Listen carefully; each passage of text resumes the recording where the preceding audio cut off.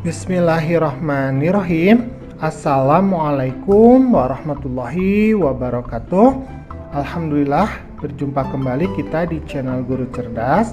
Pada kesempatan kali ini kita akan membahas mengenai pelajaran 5, yaitu materi Rasulullah idolaku. Adapun submateri yang akan kita bahas adalah bagian yang ketiga ya, yaitu kisah teladan dari Nabi Ilyas alaihi salam.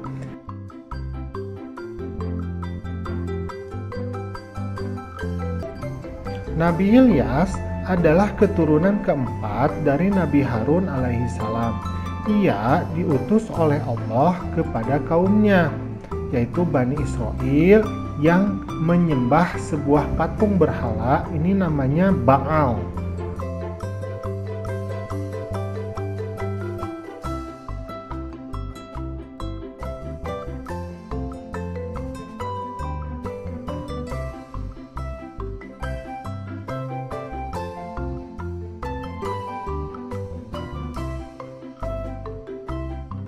Nah, berulang kali Nabi Ilyas ini memperingatkan kaumnya, namun kaumnya itu tetap durhaka, menentang dan bahkan mereka membenci dan hendak membunuh Nabi Ilyas. Kemudian, agar selamat dari kejaran orang-orang kafir, maka Nabi Ilyas ini kemudian bersembunyi di dalam sebuah gua selama 10 tahun. Nah, karena kedurhakaan orang-orang kafir itulah Allah kemudian menurunkan suatu musibah berupa kekeringan yang sangat panjang. Maka di negeri itu tidak pernah turun hujan selama 3 tahun lamanya. Akibatnya banyak tanaman, tumbuh-tumbuhan, kemudian binatang ternak ini mati semua. Kemudian banyak pula penduduk yang mengalami kelaparan karena kekurangan bahan makanan. Setelah musibah terjadi, maka mereka baru tersadar bahwa seruan Nabi Ilyas itu adalah sesuatu yang benar.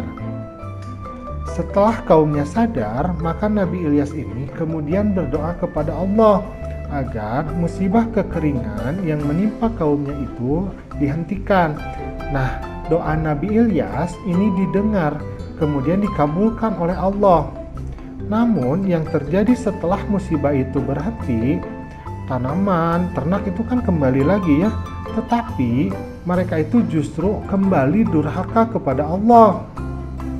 Akhirnya kaum Nabi Ilyas ini kembali ditimpa musibah bahkan lebih berat daripada sebelumnya, yaitu gempa bumi yang sangat dahsyat sehingga mereka mati berkelimpangan. Nabi Ilyas dan orang-orang yang beriman lainnya ini berhasil selamat sebab mereka telah pergi lebih dahulu meninggalkan negeri itu. Nah, itulah kisah dari Nabi Ilyas alaihi salam.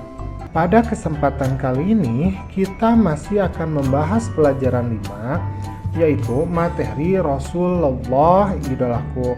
Tetapi submateri yang akan kita bahas adalah tentang bagian keempat ya, yaitu kisah teladan dari Nabi Ilyas alaihi salam.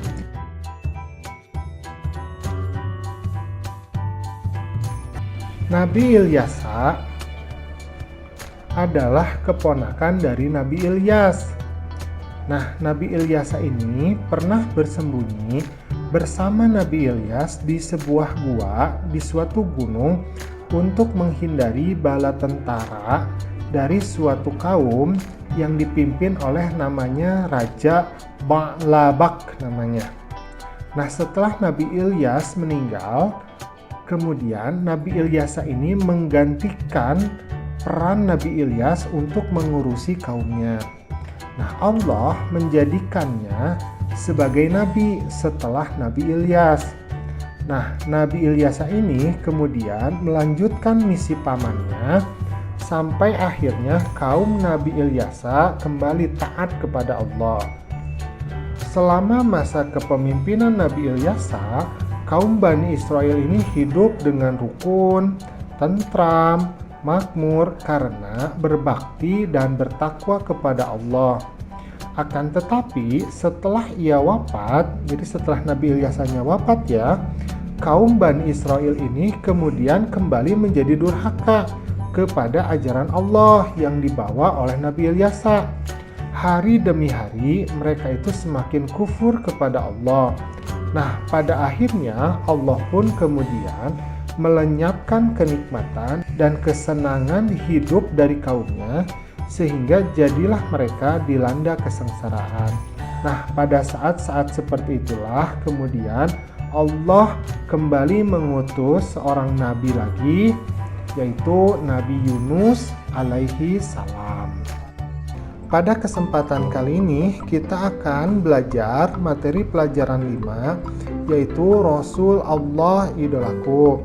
Nah, adapun submateri yang akan kita bahas pada kesempatan kali ini yaitu mengenai kisah teladan dari Nabi Muhammad SAW.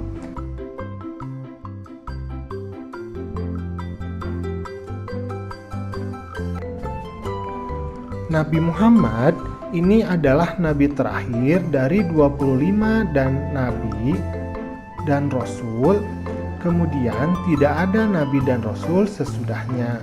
Nah, Nabi Muhammad ini dilahirkan di kota Mekah, yaitu pada hari Senin, tepatnya tanggal 12 Rabiul Awal, bertepatan dengan tahun Gajah atau 20 April 571 Masehi.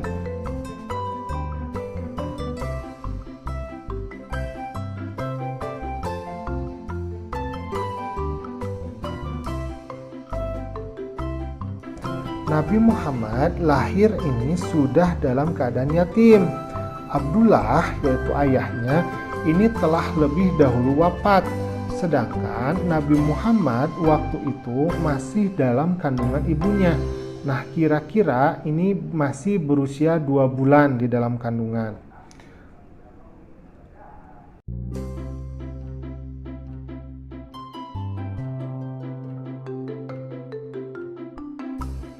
Ayah beliau ini ketika wafatnya tidak meninggalkan harta benda yang banyak yang bisa diwariskan kepada Nabi Muhammad. Abdullah hanya meninggalkan beberapa ekor unta saja.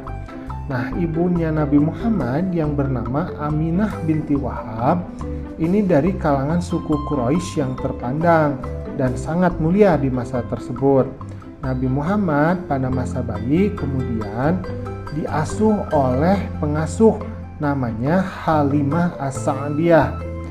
Setelah usianya lebih kurang 2 tahun, maka kemudian Halimah ini menyerahkan kembali Nabi Muhammad kecil kepada ibunya, yaitu Aminah. Pada masa anak-anaknya, Nabi Muhammad kecil itu selalu diajak oleh pamannya Abu Thalib untuk menggembalakan kambing. Nabi Muhammad ini senang dengan pengerjaannya, dan karena beliau ini sayang kepada binatang. Karena itu pamannya Nabi Muhammad yang bernama Abu Thalib ini sering menyebut Nabi Muhammad itu si cerdas yang lincah dan baik.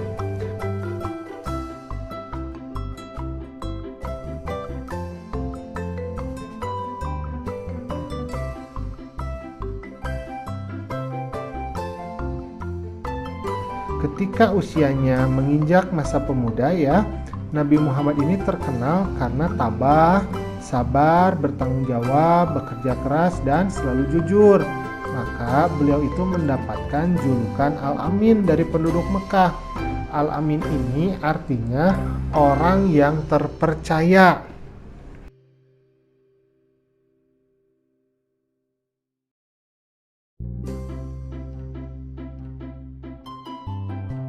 Pekerjaan yang digeluti oleh Nabi Muhammad ketika itu, beliau ini suka berdagang ke negeri Syam. Ia membawa berbagai jenis dagangan milik saudagar yang kaya perempuan bernama Khadijah binti Khuwailid. Nah, karena kejujuran Nabi Muhammad waktu itu, maka majikannya ini yang namanya Khadijah ini jatuh cinta kepada Nabi Muhammad, sehingga kemudian Khadijah menjadi istri Nabi Muhammad.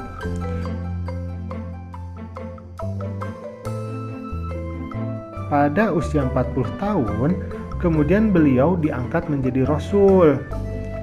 Maka mulailah Nabi Muhammad itu berdakwah, mengajak umat manusia untuk menyembah Allah dan meninggalkan kemusyrikan, yaitu penyembahan terhadap berhala atau patung-patung.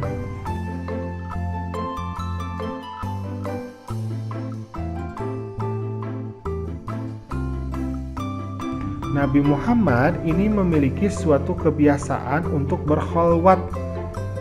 Berkholwat itu maksudnya adalah mengasingkan diri dari keramaian manusia, merenung, mendekatkan diri kepada Allah. Tempat yang digunakan untuk berkholwat Nabi Muhammad ini namanya adalah Gua Hiro. Gua Hiro ini kurang lebih jaraknya adalah 5 km dari arah timur kota Mekah. Nah, Nabi Muhammad biasanya berkholwatnya ini pada setiap bulan Ramadan. Pada hari ke-17 dari bulan Ramadan, di usianya yang ke-40 tahun, Nabi Muhammad ini mengalami suatu peristiwa yang sangat menakjubkan. Beliau kemudian menceritakan peristiwa itu. Kata Nabi Muhammad, "Di saat aku sedang tidur, maka datanglah malaikat Jibril menghampiriku, seraya berkata, 'Bacalah.' Maka dijawab oleh Nabi Muhammad, 'Aku tidak bisa membaca.' Maka kemudian malaikat lalu memelukku hingga aku merasa bahwa kematian sedang menghampiriku. Ia melepaskan diriku lalu berkata lagi, 'Bacalah.' 'Aku tidak dapat membaca,' jawabku. Ia kembali memelukku lagi hingga aku merasa kematianku tiba. Kemudian ia melepaskan diriku sambil berkata, 'Iqra' bismi rabbikal ladzi khalaq, khalaqal insana min 'alaq, Iqra' wa rabbukal akram, alladzi 'allama bil qalam, 'allamal insana ma lam ya'lam.' Aku lalu mengucapkan kata-kata yang dituntunkan malaikat Jibril itu, hafal seolah-olah tertulis di dalam hatiku. Itulah wahyu pertama yang diturunkan oleh Allah kepada Nabi Muhammad SAW, yaitu Quran Surat Al-Alaq ayat 1-5.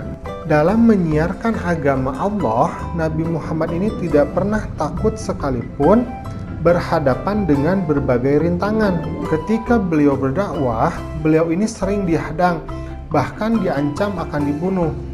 Abu Jahal adalah orang yang paling membenci Nabi Muhammad. Suatu ketika, Nabi Muhammad ini sedang beribadah. Lantas, Abu Jahal dan komplotannya ini datang sengaja mengotorinya dengan najis. Namun, Nabi Muhammad hanya berdoa kepada Allah, 'Ya Allah, kepada Engkau aku menyerahkan kaum Quraisy.' Doa ini dibaca berulang-ulang.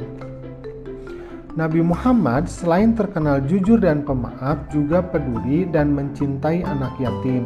Nabi Muhammad pernah bersabda, "Barang siapa yang merawat dan mengasuh anak yatim dengan sebaik-baiknya, kelak mereka akan masuk surga dan tempatnya berdekatan dengan Nabi." Hal ini diisyaratkan Nabi dengan jari telunjuk dan jari tengahnya yang berdekatan dan tidak terhalang apapun. Begitulah cinta Nabi Muhammad kepada umatnya, terutama kepada anak yatim. Rasul terakhir adalah Nabi Muhammad. Dialah Nabi dan Rasul penutup. Tidak ada lagi Nabi dan Rasul setelahnya, karena Nabi Muhammad sebagai penutup para nabi. Maka Nabi Muhammad sering disebut juga dengan Khotamul Anbiya, artinya penutup atau penghabisan para nabi dan rasul.